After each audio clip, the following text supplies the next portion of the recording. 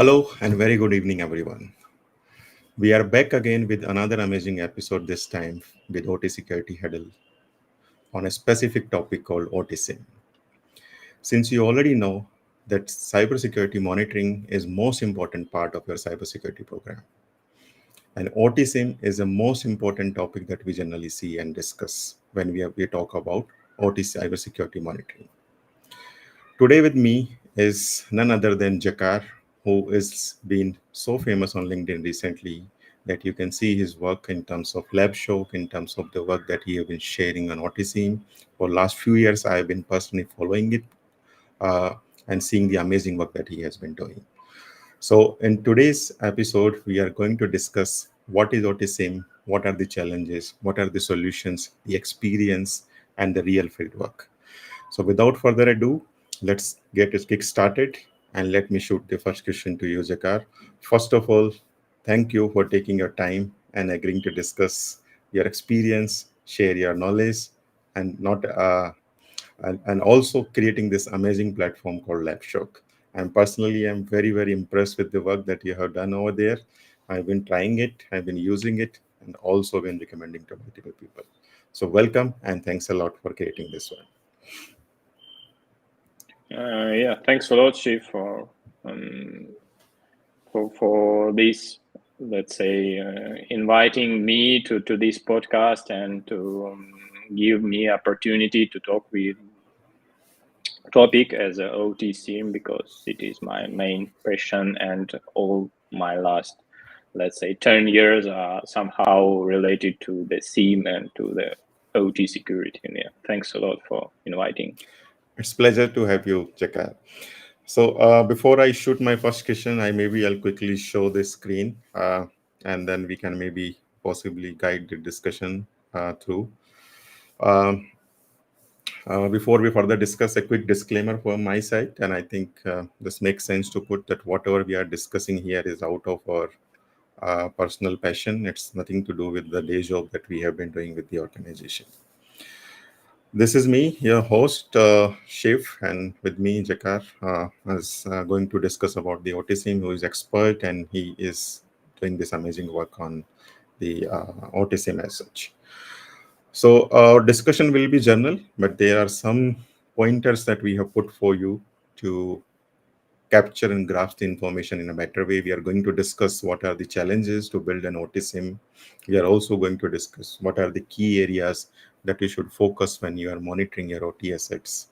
We'll also discuss some best practices. And at the end, we will also see what are the key differences building a successful OT SOC and how a OT SOC is not equal to an IT SOC. So before getting into this agenda, Jakar, I would like to ask you a first question. Like you, since you mentioned you have been working in OT-SIEM for such a long period, in your experience, what is the number one blind spot for OT asset owners when they are getting their OT logs to SIEM? And I worked a lot with IT SIEM and with OT environments. The first blind spot, if we are comparing with IT, it is of course the let's say poor OT levels and zones. So level 2, maybe level 3, where you have these critical assets as PLC. So and it is more critical, and there are more problems in old environments where you have 10 years old PLC which don't have any security in mind, and you have nothing there. So this is the main problem, and it still exists because we have systems that are running for 20 years. So we have these problems, and this is the main blind spot for OT-SIEM. So basically, it's the legacy element and the devices that we want to monitor that makes the key difference. And the biggest blind spot is something that is most critical, the PLCs and the legacy PLCs, which does not have the capability to natively provide the logs which we can monitor on the OT. So if I have to ask you the three structural differences between an IT SIEM and OT SIEM, what would those key structural differences would be between an IT SIEM and OT SIEM? Yeah, these three, let's say, biggest differences. It's about the first one is how we are collecting the data from the OT and IT environment. So in OT, we don't have agents. We have this legacy and proprietary systems and etc. So this is one difference, how we are collecting. Another one is how the architecture of the OT and IT SIEM, that in OT we have isolated and pretty much critical environments that we cannot manipulate directly from the cloud or from some central management. So, and we need to safely send the data and collect this data. So this is the second one. And the third one, it's, I think, the context, what we need to bring with OT SIEM into the SOC analysts and to upper layer, because without this, it's hard and it creates a lot of problems at the point where we see the what we need to make a decisions, and all this collecting from this let's say not enough context from the ground, and after that it's create a big problems of the upper state. So this is I think that's the third difference.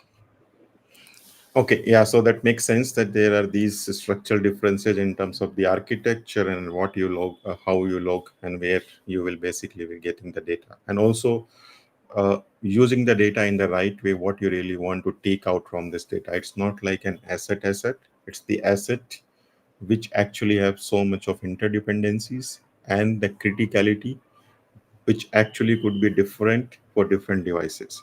Like one PLC, which is a safety PLC, compared to a PLC that is something else, used for something else, both might have a different contextualization. And for security operations, I think since safety is the most important part in OT, the difference will make uh, it much more different from what we do in the IT side, right? Makes sense. Yeah. So now let's do a quick deep dive on how an OT SOCs are actually built up, and what we generally would see when we are building an OT SOC. This will also be towards the challenges that we see uh, in terms of what are the things that we need to be most careful when we are building an OT SIEM, and not something also which is not the right way. I think there is none other than you who could best explain this, having the experience of such a long duration, and also having the experience of building a platform. So over to you. Like quick discussion on what are the key challenges in OT. Yeah, and here these differences also, you can see this on this slide. So we have, for example, the legacy systems and context gaps and etc. So, and the first thing, of course, the challenge is to collect the data from these systems. So we have legacy systems and limited visibility. So, and plus we cannot install something on the operator station. So it's in most of the cases prohibited by the vendors, and also it is not good from the asset owner's perspective, because yeah, you can install agent, but what will be with this agent in 10 years, how it will be supported and etc. And vulnerabilities, which we saw last year with these also IT environments, when agent can down all the half in the world can be down with Yeah. with one agent. So this is the challenge, and you need somehow collect this data. And this is difference between the IT and OT SOC. In IT SOC, we can install in laptops any kind of monitoring tools and grab exactly the information what you need for usernames, for what he's running, how it's running, where it's going. So it's very, let's say, complete and fulfilled data. But in OT, we don't have this safety PLC or not safety, who knows. And inside the logs, we don't see the user login. It will be some data that you need to understand. And this is the first challenge, that not ready OT logs and not ready sources. And after that, this log quality, it's also here. You need to make it normalization, enrichment, all this stuff, that you understand that this was the PLC reboot from this safety controller, from in this zone, from these people. So it's a little bit harder, and it's hard to achieve with IT not ready SIEM in this solution as a tool. And we need to put context gaps here also to understand, is it safety controller or not. Yeah.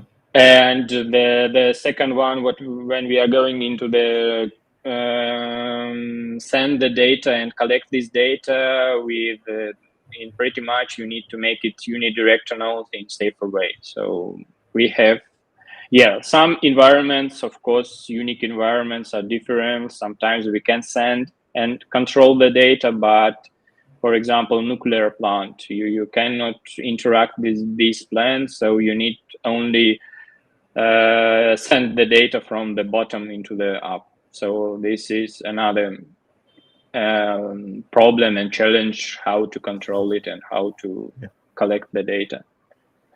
And all these, let's say, little challenges are combined and only be visible on the SOC level. So when we have some data from the environment, but what to do with this data?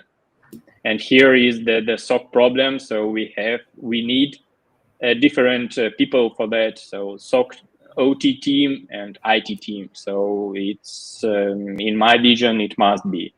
And of course, if you have the possibility to make a let's say separate SOC for OT SOC, but at least you need different people that trained and understand the logs from the environments with different use cases, of course.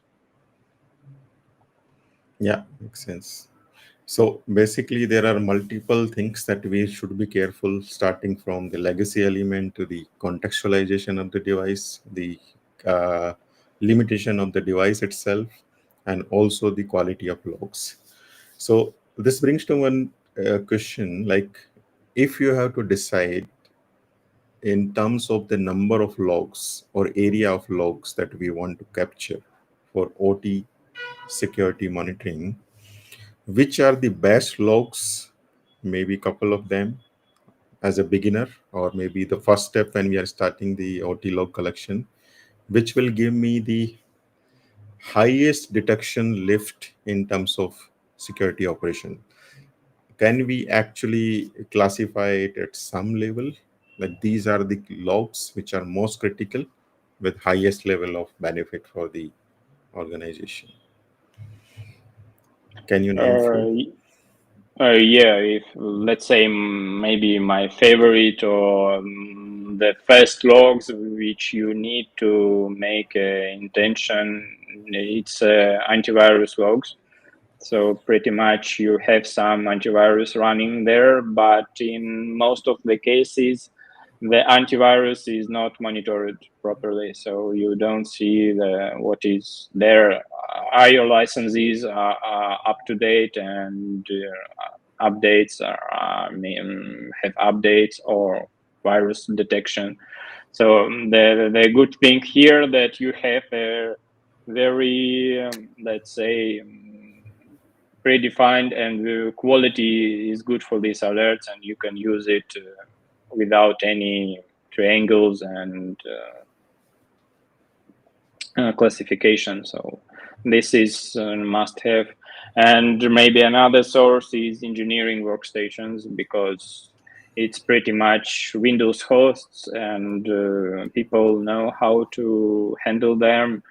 And it will give first the visibility for SOX analysts, and it cover the very critical asset from the attack vector from adversaries and bad people. And it also gives the vision, and the engineers, OT engineers, automation engineers will know that they are on the critical assets and they are in some monitoring. They will not upload the projects onto the PLC with unpredictable way, or connect to the PLC and online changes the project. So they will be twice think what they are doing. So it may be not very security, but it will give a vision for people that our plant is monitoring. So this one. And of course, it's very different for different plants and industry, not industries, but the environments. You need to start from easiest and what you have, and Yeah. after that go deeper. Don't jump into the network monitoring if you have not monitoring some critical sources, because it will give you a lot of false positives, a lot of data, which will overwhelm the SOC analysts. Yeah, makes sense.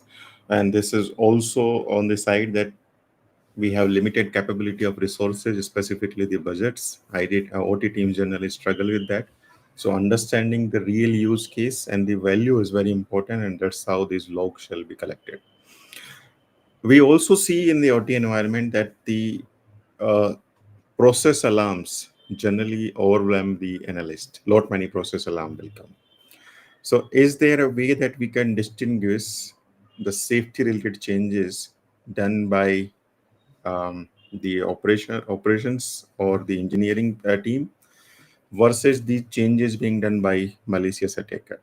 So is there a way that we can make some rule set or maybe a detection mechanism to distinguish between these two kind of changes? Here it's only, let's say, yeah, technician think that you need somehow remove these false positives, and the system is understand that this is a normal behavior from the system or not normal. And yeah, it's really hard to do. And in this case, if your process alarms are overwhelming and 95% of your work, so maybe you need to reduce these alarms in your system and monitor something else, because if you cannot reduce it, it's a big problem and for SOC analysts. And um, it must be done with somehow with the engine of the SIEM and reducing this, or Oh, have some possibility to switch off for maintenance modes or whatever, so to reduce these others. Yeah. yeah. So let's then jump into the most asked question on the OT-SIEM, that is basically people will generally be confused what to collect, where to collect, and how to collect. So, can we actually put a method to this madness? What should be my first step? I know that I need to first focus on those critical logs coming in from antivirus engine, and as you mentioned, from the engineering. These are the two, the first place of or first instance where you can capture the attack early in its kill chain. So, what is the method you would like to describe for what to be collected from this field? You already mentioned that two are the most important parts, and also the three different tiers. But for the sake of putting a structure around it, what are the best ways to collect the information? Yeah, the best way is first to understand your environment. So at least have a list of the sources, pretty much asset inventory and asset activities are stabilized in nowadays, and people are know what they have.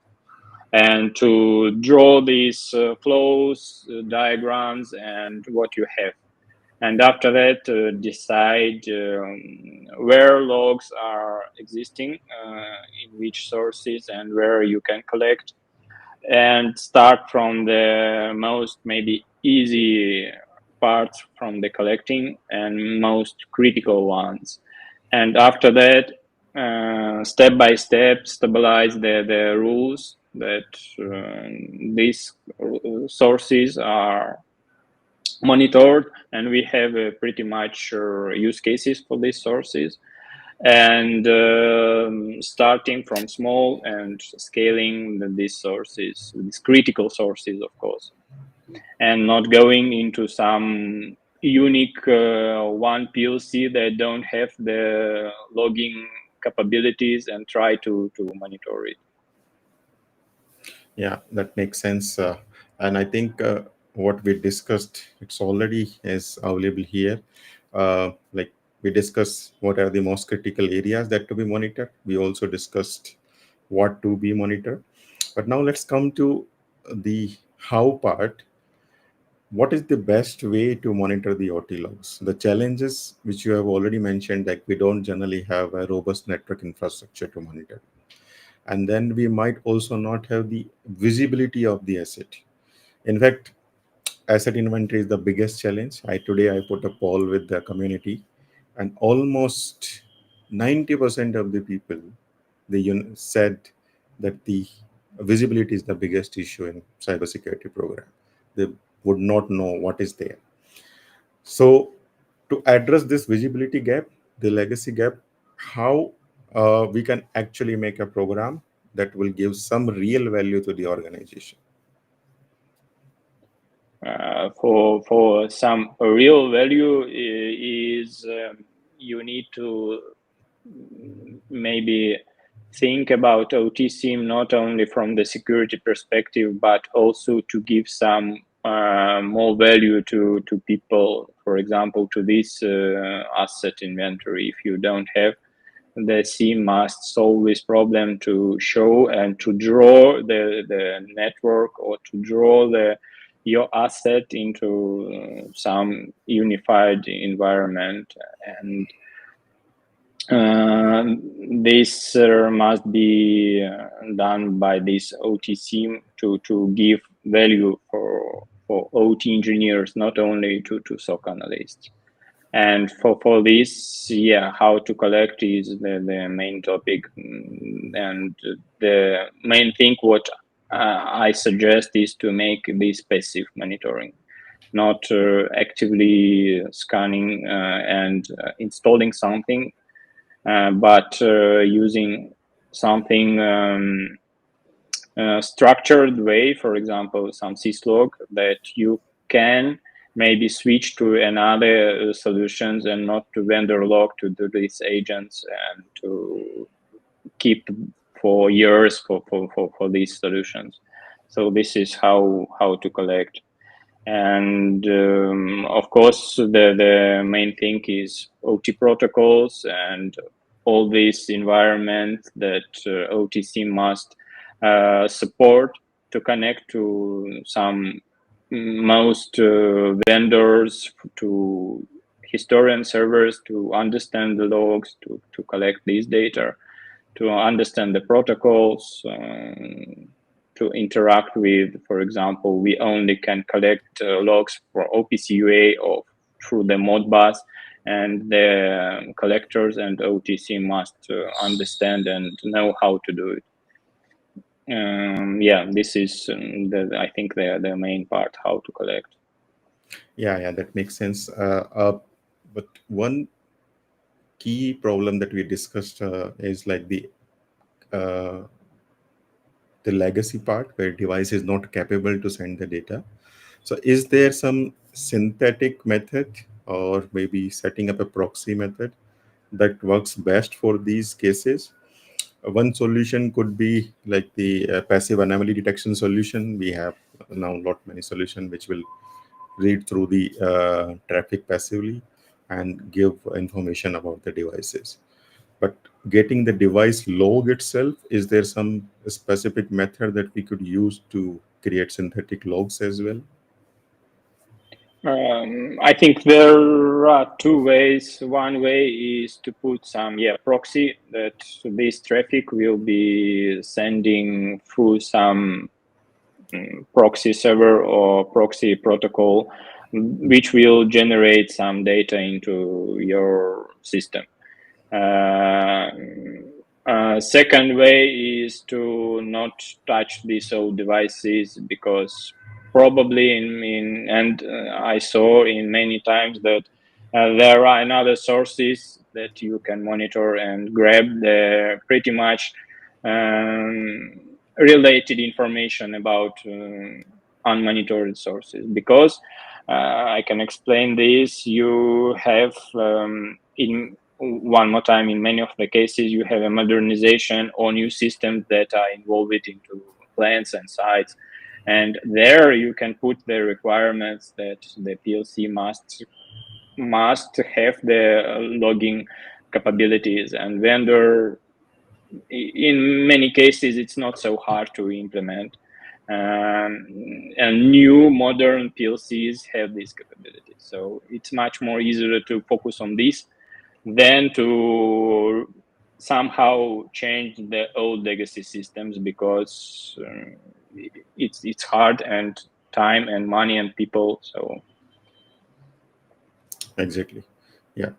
So we have discussed what to be collected, how it should be collected, and where it should be collected. We'll get into the best practices part as well. But I had one question in the mind, like in ICS skill chain, there are two different phases. The first phase where the attacker will try to get understanding of what the infrastructure is, and then based on the infrastructure, the understanding, it will try to design a specific malware. So are there some specific TTPs in the MITRE attack framework that we should specifically be focusing when we are designing these rules, that will give us the leverage to detect the attacks which are advanced and maybe towards the phase two part of the ICS skill chain? So are there some favorites from the MITRE attack frameworks which you would like to mention here? yeah, for first question, let's say, is there probably no, because first, it's for us, it's hard to understand and to describe these first and second phases, what is first and what is second. So to make some um, differences between, is it first phase or second phase, so from the perspective of the analyst. And of course, it's much more harder to detect only the second phase. So it's only matter to monitor the, for example, meter attack framework and the tactics which are there. And I think you will see that the stage two will be much more visible and much more harm to than first phase. So there is no TTPs that will give you the second phase. And for favorite, my favorite is, of course, everything related to the PLC. So, and the project manipulation, upload and download, this is my favorite. And they are really gives you the concrete and good feeling that something bad in your environment. Yeah. So we are at the best practices part now. So apart from these best practices, which we'll discuss in a moment from now, are there some strategies that a OT-SIEM analyst can use and fine tune the SIM rules without impacting the safety of the OT infrastructure. So is there something which should be the analyst be mindful of when they are changing these things? Yeah, for log analyst and in overall in monitoring process, of course, you need to understand what you are doing, and of course, you need to test it before any changes in the production, because it's not only you are not detecting the data leak or some phishing attack. It is processes that can be harmful for people. So it's more danger, and of course you need to test everything and understand what you are doing. Makes sense. Okay, so now let's discuss some of the best practices. I think, uh, of course, there would be a good mixture of not only the security team, but also a very big say in the all the OT program is having a joint team that also comes from operation side. So what is your view on that? How much should be the integration between the security and the operation team for monitoring activities as well? It must be fully integrated with OT and security. So you need to make the OT SIEM mainly not for security experts and security team, but for OT team, and give the value for OT team, and give the here, for example, focus on visibility. So you need to bring some profits to OT teams, and of course, like a help to OT engineers, and collaborate very deeper with OT teams to understand the environments, and to make more safe and more predictable response to all these attacks. So it must Okay. be not as a security and IT teams, it must be much more collaboration between teams. Yeah, yeah, important. So you also have mentioned that uh, the prime focus should be on the visibility, not on the loss of data, because we want to have the assurance on the quality part here, not the quantity part here. Passive collection is, of course, is most of the important part. You mentioned that the diagram should come second after the asset inventory, but very often than not, I have experienced that some of the asset owners they would like to justify their investment, and without creating the groundwork, they would be tempted to implement a solution which shows that they have done something on the cybersecurity program. So I would like to have your opinion here that how much importance the groundwork, asset inventory, the diagrams, and other thing will make compared to directly jumping to implement the solution. Um, Without diagrams, it can be, and a lot of percentage that it will fail, because without understanding where you are jumping and what to collect and how to collect and where to collect it. So in pretty much it will be hard, struggling, and it's not a right way without some preparations, at least to know what you are collecting to vendors, your POCs, or some models, and etc. So without this, you will not have the requirements for your OT SIEM. You will not have the testing program for SIEM, and it will be very long, let's say, long run. Yeah. And then comes the important part of the analyst as well.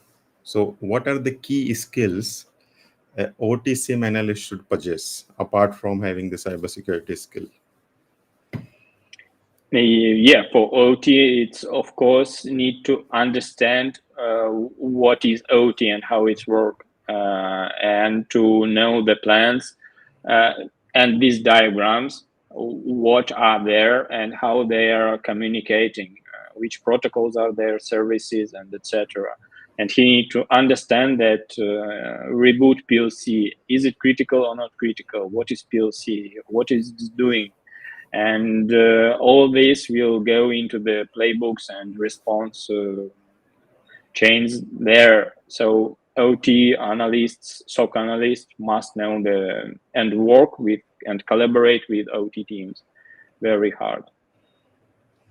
Okay, yeah. So this brings to my next question to you. Like, this is important, but on the same side, there are very less platforms available to actually learn and then train the analyst and then experiment with, right? You also mentioned the test first in the lab before actually making the change in the real environment. But the investment that goes into building the system itself is very high, let alone the test lab itself. And that's where I think your work about Labshock comes in picture. So I would like to ask you, what made you spend the endless hours and effort to build such a wonderful platform? What was your kicker to kickstart this one? The kickstart was, let's say, to the same what you described. So you have environments in big companies which are struggling to create testing environments for internal testing or internal checking, and it's very hard and pretty much impossible to newcomers and to people to learn and to understand the OT, what is inside. And my kickoff was to make some support for my theory, my articles, to create some environment that you can use to show, to visualize, for example, Modbus, how it's running, what is PLC and what is SCADA, and connect everything together.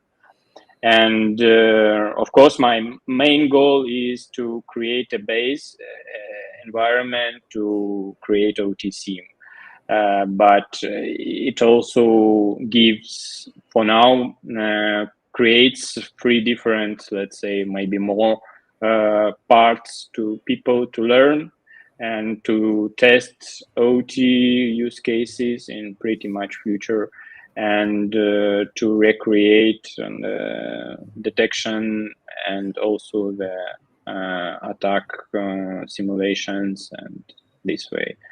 And this was the main goal, to bring some environment that people can use to learn and to test. So apart from the capability to visualize the OT infrastructure, which by the way itself is a very big thing, which you can have in your personal PC and then build the entire plant. What are the other use cases? I see that you have already defined some use cases on the website for Labshock, but what are the best value one should get out of the platform? Can you name few of them? Uh, One is, of course, the OT-SIEM. Then, do you think testing platform can also be built on this Labshock environment? Yeah, so the use cases is that you can bring your own models, or for example, the PLC, you can connect to your hardware or virtual PLC to the Labshock and test it. Test your project, test the services running on PLC, some security checks, etc. This is the first one. Like, you can create your own lab, pretty much the same what you have in your production, at least with these vendors what you have. So this is one thing for testing. The second thing is to create the simulation and to create the attacks and the techniques which is used. For example, a Mitre, you can upload the program into the PLC and you can grab the network traffic and also train your systems, train your IDS, and train your OT-SIEM with use cases. And after that, of course, you can train your internal team or train people to learn about the OT in hands-on and practical way. So this is the main things what you can do with Labshock. No, that itself is wonderful. That was something which is generally not accessible and available, and that's making already a huge difference. I see a lot many people are referring, using, and experimenting with the platform. So now moving back to our discussion again, like what are the key differentiations that you would like to highlight between a security operations center for OT versus security operations center for IT in terms of the focus area, in terms of the team structure, in terms of the qualification of the analyst. So, what are the areas that you would like to highlight? Yeah, the key differences is that the focus must be not about confidentiality and to search and find some data leaks or whatever. So it's more about visibility, availability. So you need to like to monitor your environment to maybe predict some unbehaviors and some abnormal things in your environment. So you need to focus on different things from the IT. And people and SOC analysts must to understand that we are not looking something that is data loss use cases. It must be something that is collaborate with OT engineers, that they are helping to OT engineers. And of course, we need to focus on only criticals and what matter, because collect everything. We are not at this level to collect everything and after that do something, because we don't have a lot of knowledge here and tools and trainings and etc. So it's not like IT-SIEM what we are collecting and after that hunting and searching something there. So you need to start small and grow smart as a third one. So something simple, something only critical, and after that adding and adding when you are ready. Otherwise, it will be only tool for tool. Yeah, makes sense. Yeah, and one more, of course, but I think everyone is know that it must be a safe. So we are working with people with hazards and etc. So it must be passive, safe, and testable before doing something. So this is also very different from the IT. Yeah. No, yeah, this was in fact is a very good suggestion and very good differentiation that you have brought out between these two side of security operation, the IT versus OT. So we have discussed so far the challenges, the best practices, the solution, the skills that the analyst needs to have. But if I have to ask you that one biggest myth that you want to break today about OT-SIEM, what would that be? Yeah, I think I started my articles about this. Like, what is the myth? The myth is that, and I hear it pretty much often, that there is no OT-SIEM and we don't need OT-SIEM in OT environment because there is no cyber attacks and etc. So now the OT-SIEM, as you also mentioned, this is, I think, the most and the first thing what you need to implement to monitor the environments, to see what is inside your plant.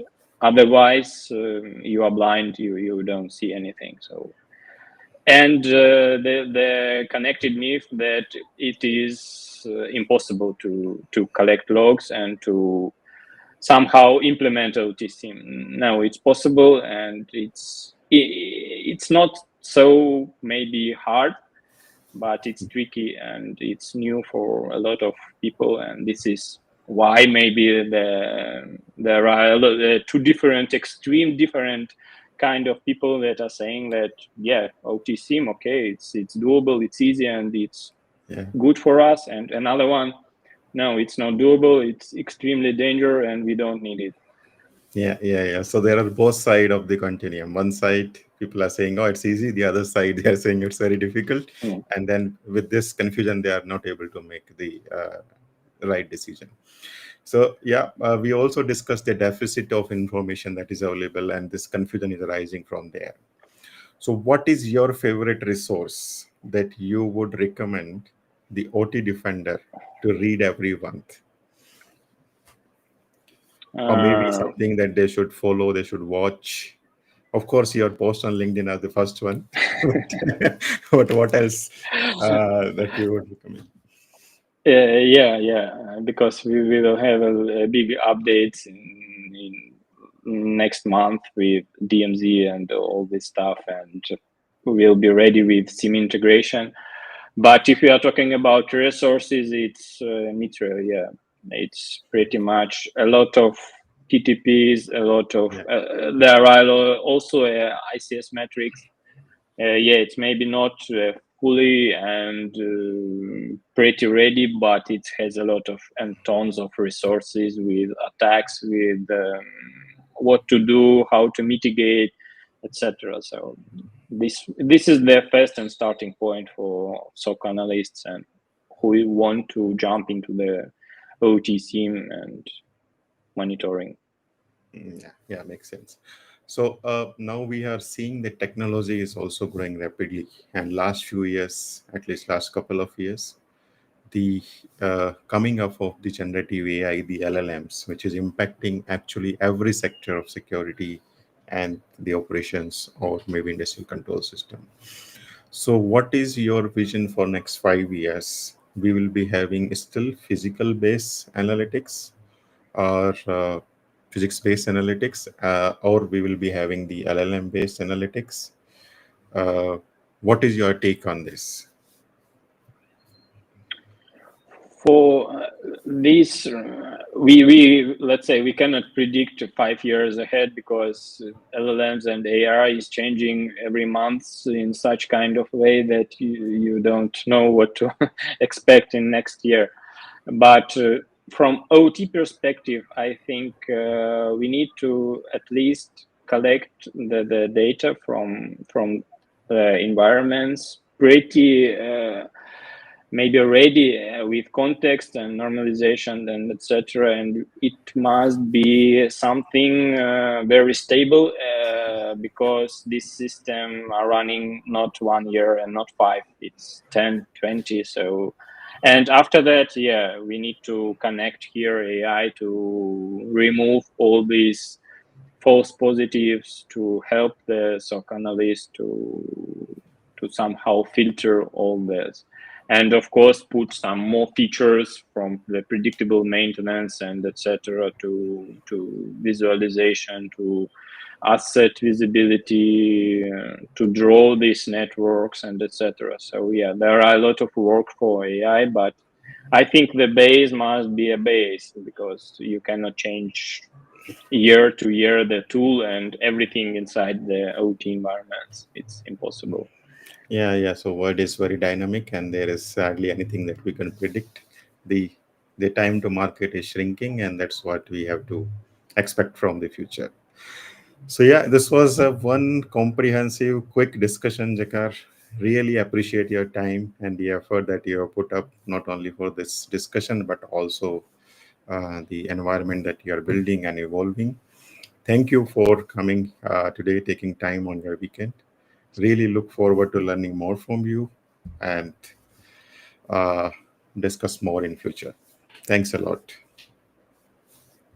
Yeah, thanks a lot, Shiv, for inviting, and yeah, really good discussion. And thanks a lot for this recording and these topics and what we discussed.